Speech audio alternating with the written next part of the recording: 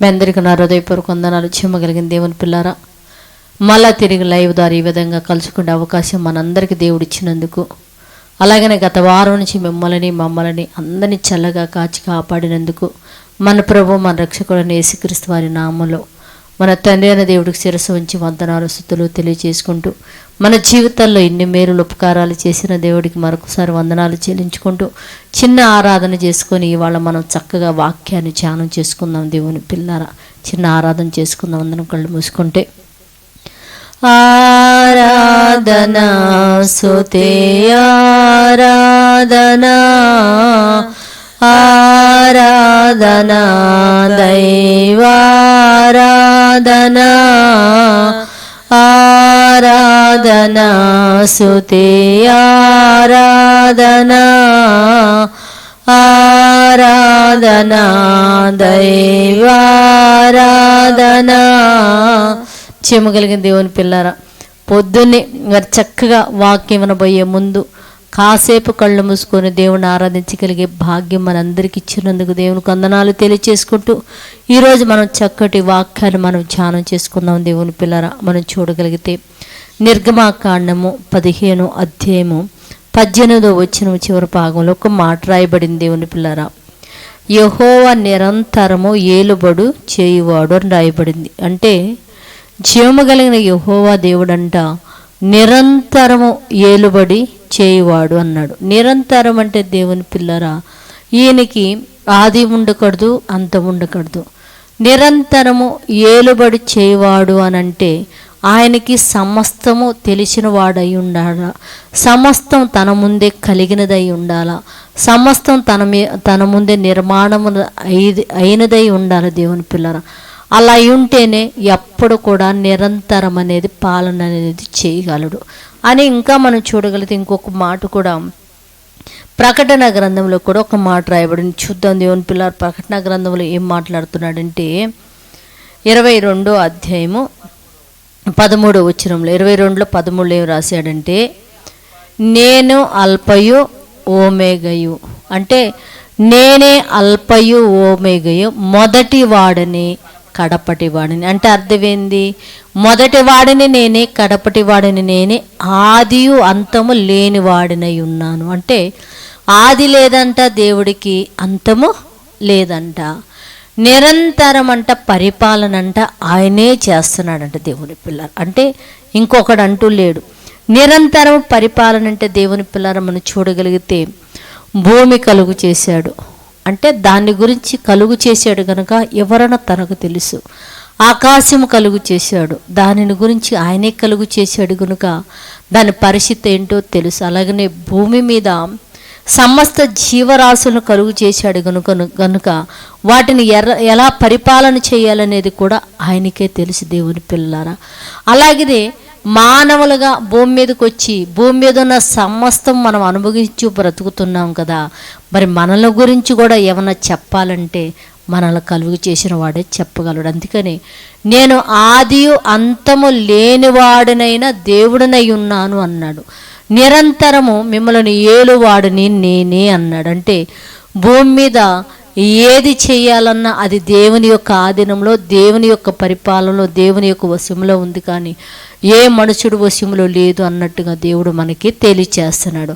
అందుకనే మానవ నిర్మాణం దగ్గరికి వచ్చే తల్లికి దేవుడు ఒక మాట చెప్తున్నాడు. దేవుని పిల్లల, మనిషిని నిర్మించి నిర్మాణం చేసిన విషయంలోకి వచ్చేటప్పటికి యెషయా గ్రంథము 46వ వచనము 3వ వచనంలో 46వ అధ్యాయము 3వ వచనంలో ఒక మాట రాయబడింది. దేవుని పిల్లారా, ఏమనంటే గర్భమును పుట్టినదో మొదలుకొని, అంటే ఒక మనిషి నిర్మాణమును గురించి, అంటే కలుగు చేశాడు గనుక నిరంతరం మనల్ని ఏలువాడు ఆయనే గనుక ఆయన మానవ నిర్మాణాన్ని గురించి ఏం మాట్లాడుతుందంటే, గర్భమును పుట్టినదో మొదలుకొని నా చేత భరింపబడుతున్న వారులారా, బ్రతుకుతున్న వారులారా, అంటే తల్లి గర్భంలో పుట్టినది మొదలుకొని నా వలన బ్రతుకుచున్న వారులారా, తల్లి ఒడిలో కూర్చున్నది మొదలుకొని నేను చంక పెట్టుకున్న వారులారా, నా మాట మీరు జాగ్రత్తగా ఆలకించండి. ముదిమి వచ్చే వరకు మిమ్మల్ని ఎత్తుకుని వాడని నేనే, తల వెంట్రుకలు నెరయ వరకు నిన్ను ఎత్తుకుని వాడని నేనే.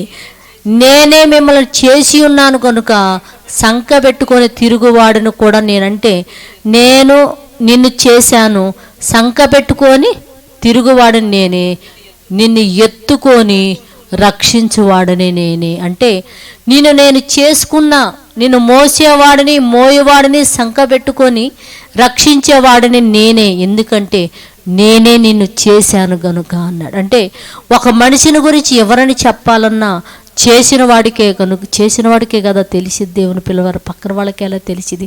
అందుకనే దేవుడు చెప్తున్నాడు, నేను ఆది అంతము లేనివాడిని. రెండేది ఏంటంటే, నిరంతరము పాలన చేయవాడిని కూడా నేనే, నిన్ను చేసింది నేనే గనుక సంక పెట్టుకున్న వాడను కూడా నేనే అని చెప్తున్నాడు అంతే. అంటే నేను సంక పెట్టుకున్న వాడని నేనే, చేసుకున్నది నేనే కనుక సంక పెట్టుకొని నిన్ను రక్షించేవాడిని కూడా నేనేనని చెప్తున్నాడు. దేవుని పిల్లరా, నిజంగా ఇంత చక్కటి పరిపాలన కింద ఆయనను నమ్ముకొని జీవము కలిగిన యెహోవా పరిపాలన కింద మనందరం బ్రతకడం అనేది ఎంత అమూల్యంగా ఉంది దేవుని పిల్లారా. మరి ఆయన ఇలాగా ఆత్మ సంబంధమైన రాజ్యము కింద పరిపాలన చేస్తూ మనల్ని నడిపించుకొని వెళుతున్న కాలంలో ఇశ్రాయేలుకు ఒక కోరిక కలిగింది. ఏమని? మాకు కనిపించే వ్యక్తి కావాలా, కనిపించే దేవుడు కావాలా, మాకు కనిపించే వ్యక్తులు కావాలా, కనిపించే వారి పరిపాలన మాకు కావాలని కోరుకున్నప్పుడు దేవుడు మొట్టమొదటిగా రాజులను నియమించాడు. రాజులు నియమించినప్పుడు వాళ్ళ పరిపాలన కింద భూమి మీద మరి జనులందరూ కూడా ఎవ్వరి ఇష్టానుసారంగా వాళ్ళు బ్రతికి భయంకరమైన భ్రష్టత్వంలోకి వెళ్ళిపోయి ఆత్మ సంబంధమైన పరిపాలనను గురించి కానీ జీవమును గురించిన జీవము కలిగిన యెహోవా దేవుని గురించి ఆలోచించడం బ్రతకడం మానివేసిన సమయంలో తన కుమారుడైన యేసుక్రీస్తు వారిని భూమి మీదకి పంపించాడు. దేవుని పిల్లారా, ఆయన భూమి మీదకి పంపించి దేవుడు మనందరికీ ఒక మంచి మాట చెప్తున్నాడు. ఏంటి అదంటే, భూమి 1 తిమోతి పత్రిక 2వ అధ్యాయము 5వ వచనంలో ఒక మాట చెప్తున్నాడు. 2:5 దేవుడు ఒక్కడే. అంటే దేవుడు అంట ఒక్కడే, ఆయనకి ఆది లేదు, అంతం లేదు, ఎప్పటికీ ఉన్నవాడు. ఆయన ఎప్పటికీ ఉన్నవాడు. ఆయన పరిపాలన ఎప్పటికీ ఉంది. ఆది నుంచి అంతం వరకు ఆయనే ఏలుబడి చేయవాడు, ఇంకా ఎవ్వడనూ లేడు అని చెబుతూ తిమోతియులకు రాసిన పత్రికలో పరిశుద్ధాత్ముడు అపోస్తులైన పౌలు గారిని ప్రేరేపిస్తూ, వేరొక దేవుడు ఒకవేళ ఉన్నాడు, వేరొక పరిపాలన కింద మనం ఉంటామని ఒకవేళ మీరు అనుకున్నారేమో, దేవుడు ఒక్కడే, ఆయనకి ఆది లేదు, అంతం లేదు. మనల్ని చేసిన వాడాయనే, సంక పెట్టుకున్నవాడాయనే, ఎత్తుకొని తిరుగువాడాయనే, మనకు నిర్మాణం చేసింది ఆయనే, భూమి ఆకాశంలో కలుగు చేసింది కూడా ఆయనే. అంటే దేవుడు ఒక్కడే, దేవునికి నరులకి మధ్యవర్తి కూడా ఒక్కడే. అంటే పరలోకమందున్న దేవుడికి భూమి మీద ఉన్న మనకి మధ్యవర్తి అనే ఒక వ్యక్తి, ఒక నరుడున్నాడు. ఆయన ఎవరంటే యేసుక్రీస్తు వారు. అంటే పరలోకమందున్న దేవుడికి భూమి మీద మనకు ఒక మధ్యవర్తి ఉన్నాడంట. ఆయన యేసుక్రీస్తు అనే నరుడంట. ఈ నరుడు ఎలాంటి వాడంట? ఏమండి, ఈయన అందరి కొరకు విమోచన క్రయధనముగా తనను తానే సమర్పించుకున్నాడంట.